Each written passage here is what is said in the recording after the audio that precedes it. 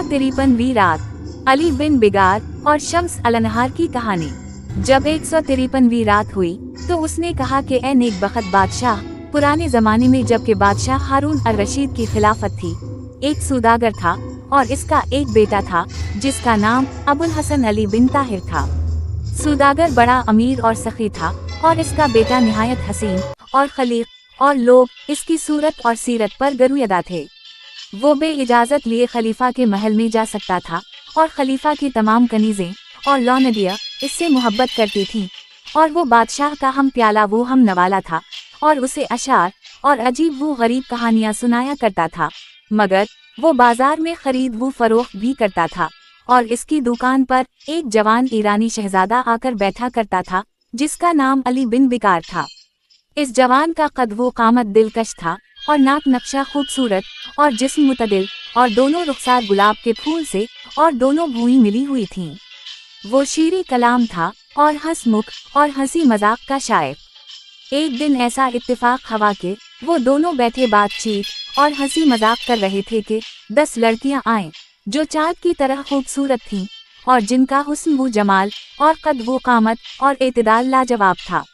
इनके दरमियान एक और लड़की थी जो खच्चर पर सवार थी, जिसकी ज़ैन जरदोज थी और रुकाबे सोने की।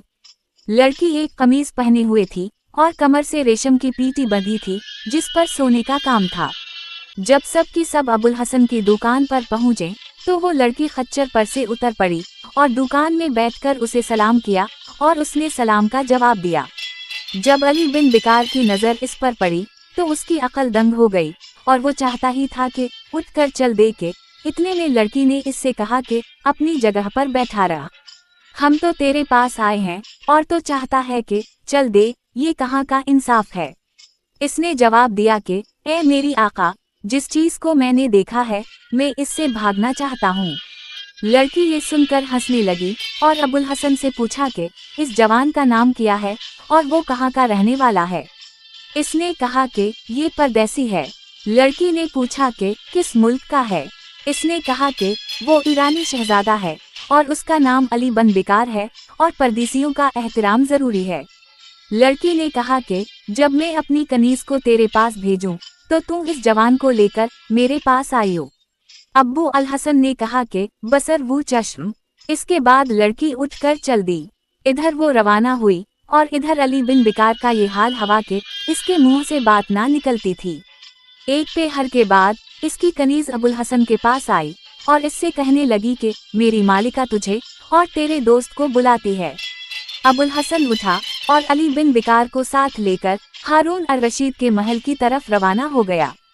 कनीज ने इन्हें ले जाकर एक कमरे में बिठाया और वो दोनों थोड़ी देर तक बातचीत करते रहे, यहाँ तक कि खाने की कश्तियाँ उनके सामने रखी गईं और इन्होंने खाया पिया और हाथ मुंह धोए। इसके बाद कनीज उनके लिए शराब लाई और इन्होंने खूब पी। अब कनीज ने इनसे कहा कि उठो, और वो उठ खड़े हुए और वो इन्हें एक दूसरे कमरे में ले गई जो 4 सतूनों पर बना हुआ था और जिसमें तरह तरह के फर्श बिछे हुए थे और जो 9 ब 9 आरास्ता वो पैरास्ता था, गोया कि वो जन्नत का एक महल था।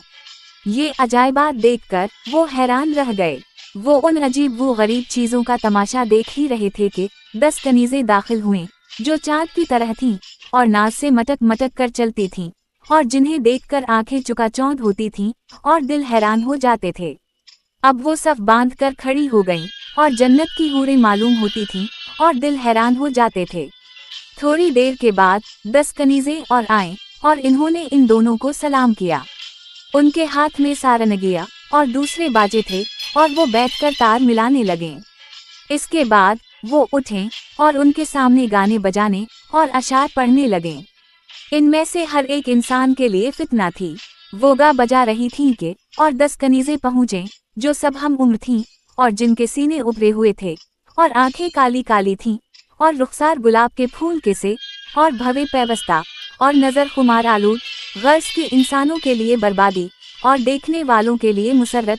उनकी पोशाक रंग बरंग रेशम की थी और उनके जेवर देखकर अकल दंग रह जाती थी। ये कनीजें आकर दरवाजे के पास ठहर गईं और उनके बाद 10 कनीजें और आईं जो उनसे ज्यादा खूबसूरत थीं और जिनके लिबास की तारीफ से ज़बान कासिर है। वो भी दरवाजे के पास खड़ी हो गईं। अब ये बैसू कनीज़ें दरवाजे के अंदर आए और इनके दरमियान में वही लड़की थी जिसका नाम शम्स अलनहार था। ऐसा मालूम होता था कि तारों के बीच में चांद चमक रहा है और वो गुरूर नाज से मटक मटक कर चलती थी और उसके लंबे लंबे बाल लटक रहे थे और इसका लिबास नेल्गो था और कबा रेशमी जिसमें सोने और जवाहरात का काम था। इसकी कमर से एक पीटी बंधी हुई थी जिसमें तरह तरह के हीरे जुड़े हुए थे। इस तरह से वो मटकती और झूमती आई और तख्त पर बैठ गई। जब अली बिन बिकार की नज़र इस पर पड़ी तो उसने अब्बू अल हसन से कहा कि अगर तेरे दिल में मेरी तरफ से कुछ भी भलाई होती तो मुझे यहाँ आने से पहले उन बातों की खबर कर देता ताकि मैं अपने दिल को मजबूत कर लेता और जो कुछ इस पर गुजरी है उसके लिए तैयार हो जाता। ये कहकर वो रोने और आही भरने लगा।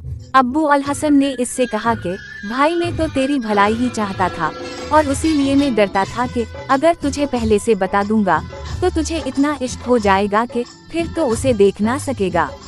मगर खुशी मना और दिल शाद हो क्योंकि इसकी रग़बत तेरी तरफ है और वो तुझसे मिलने की ख्वाहा है। अली बिन बिकार ने कहा कि इस लड़की का नाम क्या है? अबुल हसन ने जवाब दिया कि इसका नाम शम्स अलनहार है और वो अमीर अल-मुमनीन हारून अल रशीद की सर चढ़ी है और ये मकान खलीफा का महल है। अब शम्स अलनहार बैठ गई और अली बिन बिकार के हुस्न का नज़ारा करने लगी और वो इसके हुस्न का नज़ारा करने लगा और दोनों एक दूसरे पर आशिक हो गए। इसने कनीज़ों को हुक्म दिया कि वो सब अपने अपने तख्तों पर बैठ जाएं और वो एक खिड़की के आगे बैठ गईं। इसके बाद उसने इनसे गाने की फरमाइश की और इन्होंने सारंगियां लेकर गाना बजाना शुरू किया। जब वो गा बजा चुके तो अली बिन बिकार की आंखों में आंसू जारी हो गए। जब शम्स अलनहार ने उसे रोते और आही भरते देखा तो वो इश्क की आग में जलने लगी और वो मारे मोहब्बत के बदहवास हो गया। ये देखकर वो तख्त पर से उतरी और गुंबद के दरवाजे पर आई। अली बिन बिकार भी उठकर इसके पास गया और उसे गले से लगा लिया और दोनों गुंबद के दरवाजे पर बेहोश होकर गिर पड़े। कनीज़ों ने आकर इन्हें उठाया और गुंबद के अंदर ले गईं और उन पर गुलाब का अर्क छिड़का। जब इन्हें होश आया तो इन्होंने अबुल हसन को वहां ना पाया क्योंकि वो एक तख्त के पीछे जा छुपा था। लड़की ने कहा कि अबुल हसन कहाँ है और वो तख्त के पीछे से निकलकर सामने आया। लड़की ने उसे सलाम किया और कहा कि ए मजसम नेकी, मैं खुदा से ये दुआ करती हूँ कि वो मुझे इस काबिल करे कि मैं तेरा बदला दे सकूं। इसके बाद वो अली बिन बिकार की तरफ मुखातिब होकर कहने लगी कि ए मेरे आका, जितनी मोहब्बत तुझे मुझसे है उससे दुगनी मुझे तुझसे है, लेकिन इस पर सिवाय सब्र के और कोई चारा नहीं।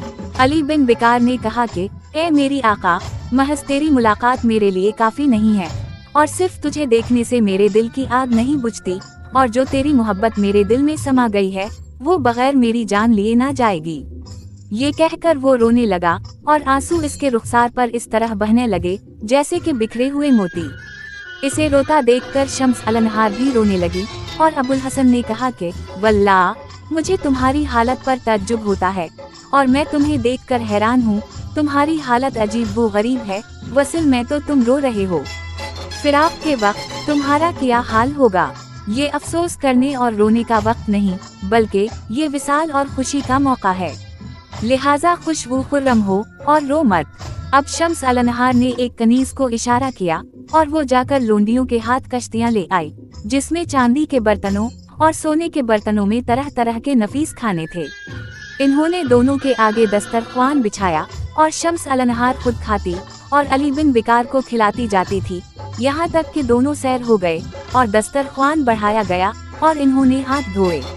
इसके बाद वो कनीज उनके लिए अनगीठियाँ लाई जिनमें तरह तरह की खुशबुएं, मसलन ऊद और अंबर और मखलूत खुशबुएं जल रही थीं। फिर वो गुलाब पाश लाई और इन्होंने अपने आप को मुतर किया।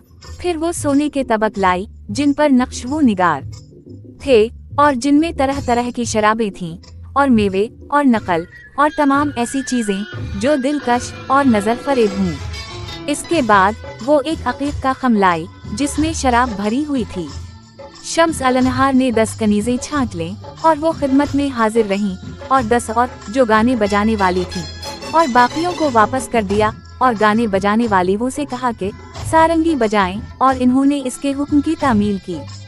जब वो गा बजा चुके तो शम्स अलनहार उठी और एक जाम भर कर पी गई और दूसरा जाम भर कर उसने अली बिन बिकार को दिया। अब शहरजाद को सुबह होती दिखाई दी और उसने वो कहानी बंद कर दी जिसकी उसे इजाजत मिली थी।